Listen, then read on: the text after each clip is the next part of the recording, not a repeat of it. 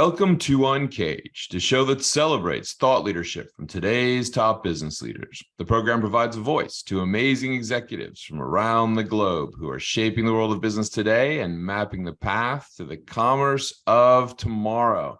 Today, we're speaking with Scott Dettman. Hey, Scott, how are you? I'm great. Happy to be here. It's great to have you on the show. Now, Scott is the CEO of Avenica, and Avenica is a company that really focuses on making the entry-level hiring market more efficient.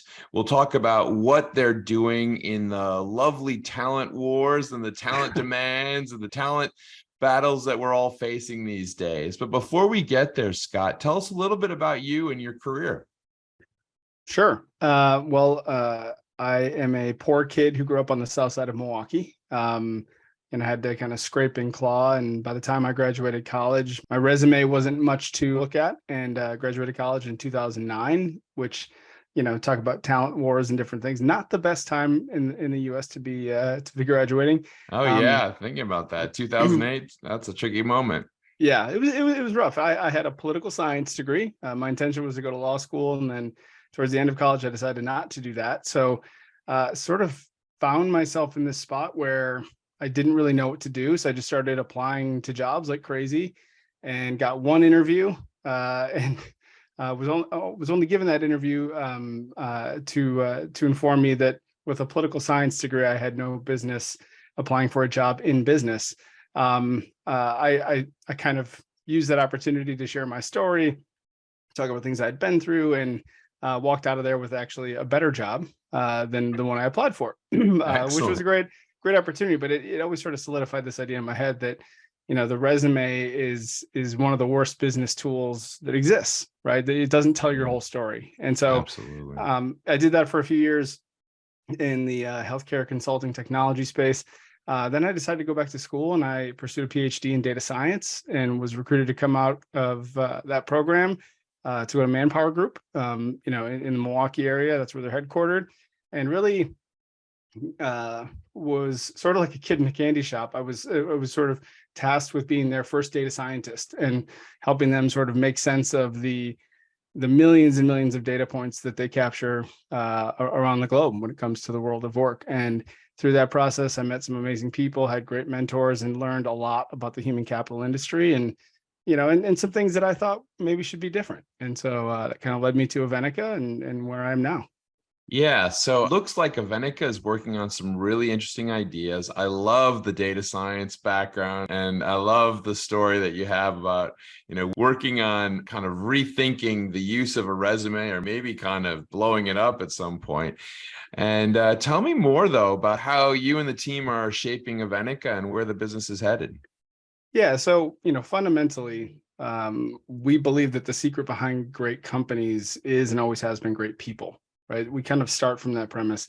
And we also believe that today, the way that hiring systems operate and the way that people do most of their recruiting and hiring is broken. And frankly, that creates this world where recruiters and hiring managers are only seeing about 20% of the available talent population, because they're placing filters on job descriptions or on resumes through their job descriptions. And so they're filtering out a ton of talent based on just keywords.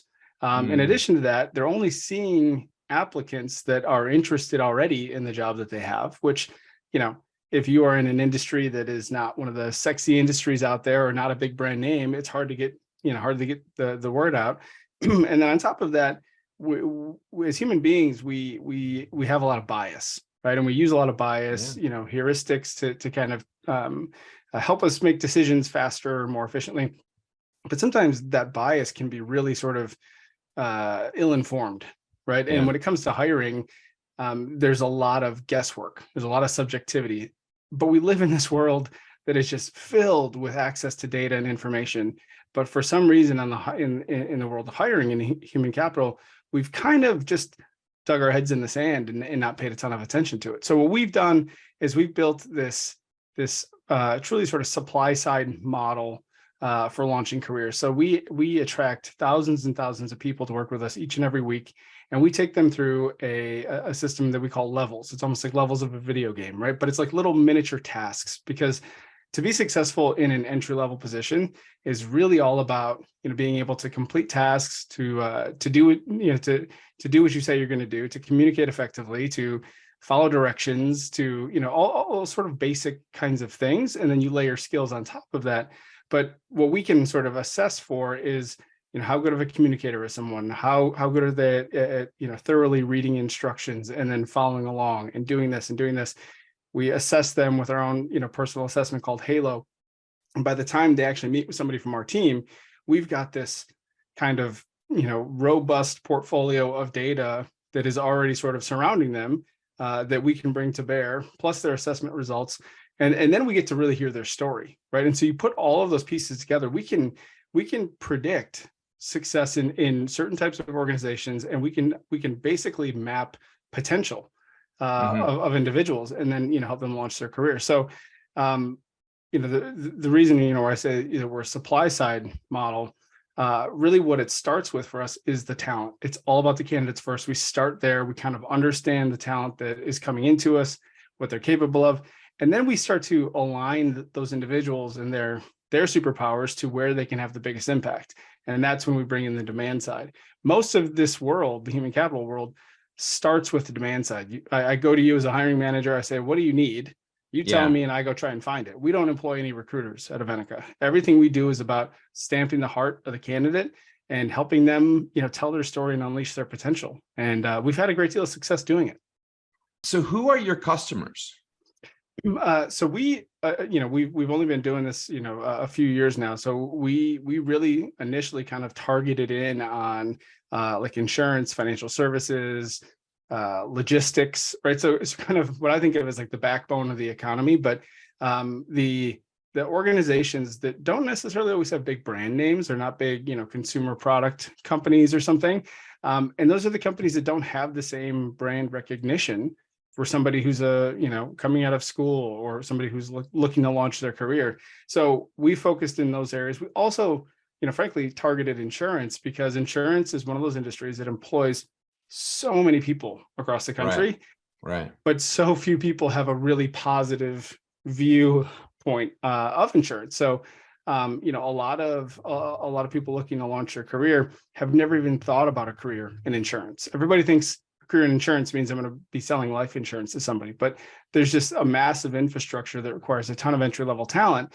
And so we place people in claims, in customer service, in underwriting, in all sorts of different areas, where they can truly, have a great career.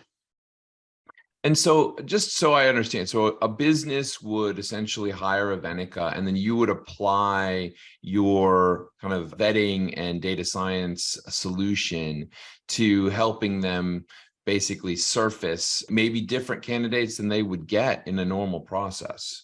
Yeah, absolutely. I mean, the number of times I'll have someone at a large company come back to me and say, we just did our mid-year promotions, and 80% of them came from Avenica. And of that 80%, as we look at them, we probably wouldn't have hired any one of them just based on their resume. Right. But it's like, you're talking about people that have been through some challenges in their life. We kind of want to extract those pieces, like somebody who's experienced food insecurity, or has seen addiction up close, or has had a relative incarcerated. I mean, those kinds of experiences, toughen you in a way that, no internship can, right? So like we bet on those people, and they're scrappy, and we support them, and we give them, just a little bit of a confidence boost to kind of say, hey, you can go out and do this. And and then we really go out and seek out in hiring partners that we feel like have the jobs that would be a good fit for our talent, right? So we start with the talent, and then we go basically say, hey, we've already got the talent. So it's not even, when you think about the cost that's at play for most organizations as they go try and find talent, it's a very costly endeavor, because it takes people a lot of time to go search, find, interview, all these things. Our model is actually really low cost. Honestly, Scott, listening to this, just so great, because I do think that one of the problems that we have in society is how we slice the information, and how we cut this information, and how we're kind of cutting people out in the process that really could be great bets. I see this happening in so many industries, and certainly in talent. And I'm looking, at the broader talent challenges. We talk about kind of these talent shortages in certain industries. Now you have kind of the recessionary pressures. You have more people in the job market. So people are looking at these individuals. Tell me some of the things that you're seeing out there and how the Avenica solution is impacting that stuff. Yeah. So what's interesting is when you look at the talent challenges that have been, well publicized, a lot of it is taking place at sort of the mid-level in career. It's people with, let's say, 5 to 15 years of experience, and those are the people that are doing a lot of, moving right now because they can get big pay bumps. What's happening though is there's this game of whack-a-mole essentially taking place where person leaves organization X to go to organization Y, then person from organization Z is recruited to go to organization X, and they're paid 20% more than they, so it just becomes this sort of like musical chairs. And what's happening is a lot of organizations have shifted to more of a short-term mindset, right? They're looking at who can I pay a little bit more to today to have them come in and produce today. But the best organizations, and the organizations that I would argue are thinking about this the right way, are really focusing on, what does my organization need to look like in, not 10 days, but in 10 years, or not in 2 days, but in 2 years. And so they're building that strong entry-level pipeline, that's strong sort of pipeline of talent, and then teaching them the job, right? I mean, that's because at the end of the day, like, most people go to school, they get a degree in, let's say, business or something, and they get a job working, let's say, in claims at, a big insurance company. No one learned how to do claims in college, right? Like none of us really learned how to do the jobs that we do in college, but there's this belief that like, you have to come out of school and be able to do things immediately. And basically we're betting that, the potential is a better predictor than just what somebody did in the last 6 months. So funny. Even those programs that are very pre-professional, I think do those professions a terrible injustice. There's a famous advertising executive who recently passed away, a guy named Jeremy Bullmore, who always used to have a speech he would make about, if you want to recruit great people for advertising and marketing, don't recruit people who studied advertising and marketing. Yeah, absolutely. And he would have this whole kind of speech about how, you want variety of how people think and their backgrounds to have really great creative ideas and thinking. And it's so true. I mean, we talk about that from, diversity, equity perspectives all the time. So it makes complete sense. And if you think about it, the other main issue that we face is job descriptions, right? Job descriptions are really poorly written and they're kind of catch-all, right? So one of the things that we find is like people that succeed in claims, a lot of times we find people with like a social work background or like philosophy. And these are people that would have never thought about working in a claims position in their life, but you tell them, hey, your job is to show up for somebody on the worst day of their life, right? You're going to be their first call. Like that high degree of empathy, like empathy is nowhere in a claims job description, but it is probably the most important thing that someone needs to have in that sort of space. And it's just we're using all the wrong tools to translate potential into impact, and that's what we're trying to fix. That's excellent. Well, Scott, as you look forward into 2023, what's on the docket for you guys this year? Yeah, so we've really spent a good portion of time in the last, couple of years kind of building out the system, building out levels and really fine tuning our sort of back end, technology and everything else. And now we're kind of in scale mode, which is fun. I mean, we're getting out into the world and talking to people and having conversations. I'm going to be speaking at some conferences coming up and just kind of telling people about what we're doing so that we have ample amounts of hiring partners ready to onboard the great talent that we get to represent. So that's really the big focus, and I'm excited about that because our team does amazing work, amazing work, and I'm just passionate and excited to be able to tell the story and to be able to talk to people about it, and it makes sense to your point. I mean, it's not rocket science. It's you kind of explain this to people and they get it. And so I'm excited to tell everyone I can. Yeah, I mean, it's incredible to me the number of sectors that are still looking for better ways to hire entry level talent. I was at a meeting yesterday with QSR, so quick service Mhm. in restaurant groups, and how they're trying to find everyone from kind of entry level wait staff all the way through to managers of restaurants, and they just can't find folks. And it's fascinating to me how we need to continue to revolutionize that, and you guys are clearly showing us the way. If someone wants to learn more about what Avenica's up to and what your team is offering, where's the best place to find you? Check us out on our website, avenica.com, or engage with us on social media. I'm pretty active on Twitter and LinkedIn, and our team does a bunch of work on TikTok and Instagram. So we're out there in the world, sharing stories and weighing in on things, and we love to engage with people that have questions or want to learn more.